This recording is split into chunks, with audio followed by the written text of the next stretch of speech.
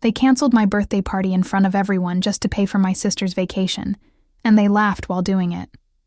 My own parents told me, "Sky, you should understand. Your sister deserves this more than you. What's the point of celebrating your birthday when you have nothing going on in life?" Their words cut deeper than a knife, but I stayed quiet, pretending it didn't matter. Nobody knew the truth I was hiding. Until the moment my assistant walked through the door and called me boss. Before I tell you how that single word changed the entire room, make sure to hit the like button, subscribe, and share this story, because what happened next will leave you speechless. I looked around the table, my sister smirking, my parents nodding proudly at her as if she was some kind of queen, while I was treated like a worthless shadow. But the silence broke when the door opened, and my assistant stepped in with files in his hand, his voice loud and clear. "Sorry to interrupt, boss, but your investors are waiting for your signature." In that second, every laugh in the room died. My family froze, their eyes wide, their faces drained of color, as if the ground beneath them had collapsed. They thought I was broke. They thought I was a nobody. But what they didn't know was that I had been building an empire right under their noses. And tonight, their betrayal was about to backfire in ways they could never imagine. The room went silent after my assistant left, his words still echoing. "Boss." My mother blinked rapidly, trying to process what she'd just heard. My father shifted uncomfortably in his chair, while my sister's smirk completely disappeared, replaced with confusion and panic. "Boss? What does he mean, Sky? Is this some kind of joke?" My sister scoffed, her voice shaking even though she tried to sound confident. I leaned back in my chair, calm and collected, watching them scramble for answers. "No joke," I said softly, almost smiling. "While you were all busy dismissing me, I was busy building something you could never dream of." My father slammed his hand on the table. "If that's true, then why didn't you tell us? Why keep it a secret?" I looked him straight in the eyes. "Because when I needed support the most, when I was struggling to start from scratch, you turned your backs on me. You told me I was a burden. So I decided to let my success speak for itself." The weight of my words filled the room. My mother's lips quivered, but she had nothing to say. My sister crossed her arms, trying to regain her arrogance, but her eyes betrayed her. She was scared. Scared that the worthless sibling she always mocked had surpassed her in every way. I could see the realization dawning on them. The money they used to control me. The love they withheld. The respect they never gave. I didn't need any of it anymore, because I had built my own empire. And now the power dynamic had shifted. For the first time ever, they weren't the ones holding control over me. I was the one holding it over them. The silence didn't last long. My sister suddenly leaned forward, her tone dripping with fake sweetness. "Sky, wow, that's impressive. I always knew you had potential, you know? Maybe we could work together. I could help you grow your business even more." I almost laughed. The same sister who mocked me, who called me useless and pathetic, was now trying to act like my biggest supporter. My mother jumped in, her voice trembling with urgency. "Yes, darling. Family should stick together. Maybe we didn't always show it, but we've always cared about you. We just didn't understand your vision." My father, ever the opportunist, leaned in with a greedy sparkle in his eyes. "Sky, listen. If you let us in, make us partners, maybe, we could really expand your empire. We have connections, you know.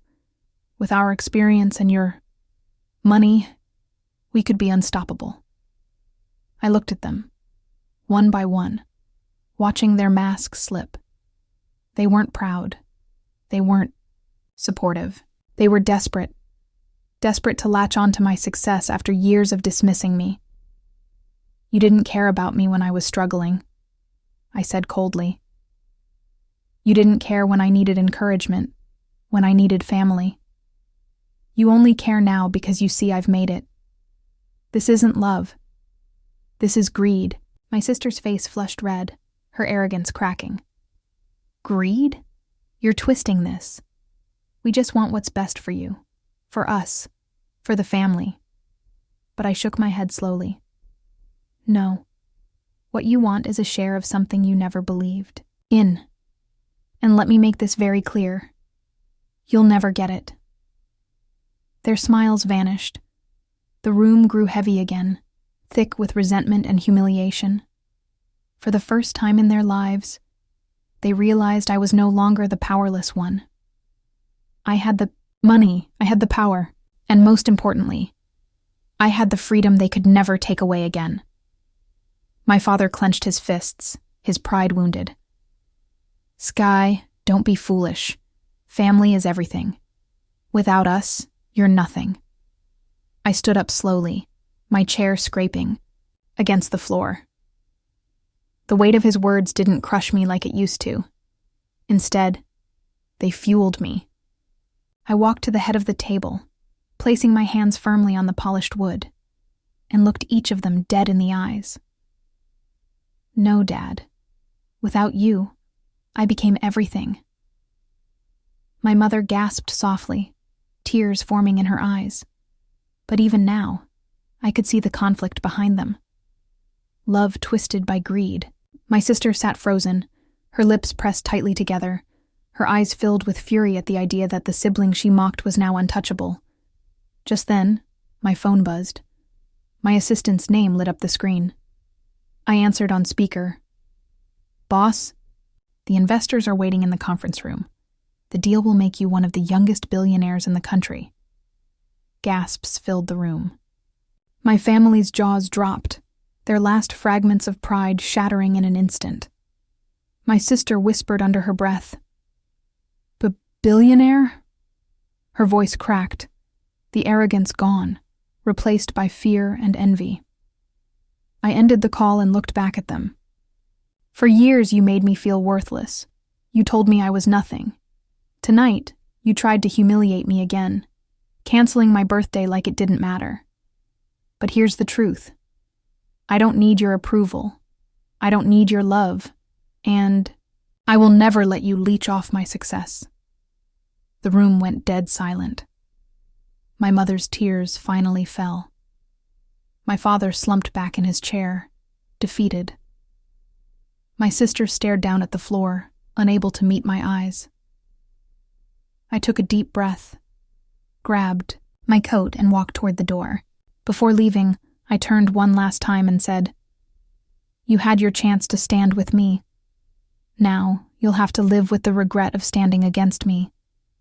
And with that, I walked out, not just of the room, but out of the chains of their control forever. That night, I didn't lose a family. I gained something far greater. I gained myself. I thought walking away would be the end, but it was only the beginning. The days that followed exposed just how far my family would go to reclaim control. My sister started showing up at my office, pretending to check in. She brought me coffee, offered fake smiles, and dropped lines like, "You know, boss, we should really start a joint venture. Think how powerful we'd be together." But behind her eyes, I could see the same thing. Desperation. She wasn't there to support me. She was there to take what I had built. My father tried a different tactic. He called me late at night, his voice softer than I'd ever heard. "Sky, I wasn't the best father, but I want to fix things. Maybe you could give me a role in your company. I just want to be close to you." And then there was my mother, crying over the phone, sending long messages about how family is all that matters, and how I was tearing us apart. But not once did she admit the truth. Not once did she say sorry for dismissing me, for humiliating me, for making me feel invisible.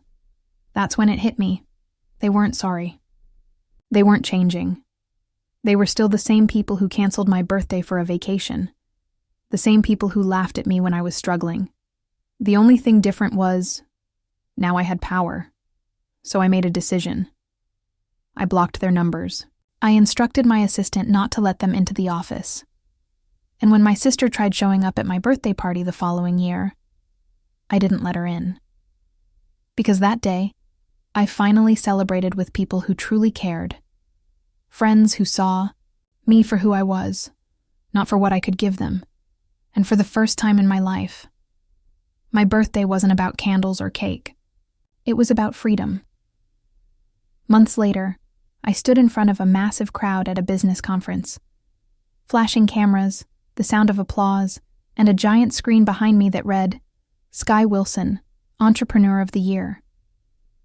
I looked out at the audience, faces full of admiration, respect, and inspiration.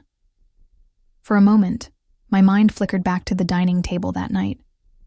The humiliation, the betrayal, the laughter, and then, my assistant's voice echoing, "Boss." That was the moment everything changed. I cleared my throat and spoke into the mic. Success isn't built on money. It isn't built on privilege. It's built on pain, on rejection, on nights when the world tells you you're nothing. My own family told me I didn't matter. They canceled my birthday because they believed my life had no value. But standing here today, I want you to remember this. Never let anyone decide your worth. The world will laugh at you until the day it has no choice but to clap for you. The entire hall erupted into applause, and in that moment I realized something important. I didn't just prove my family wrong. I didn't just build an empire.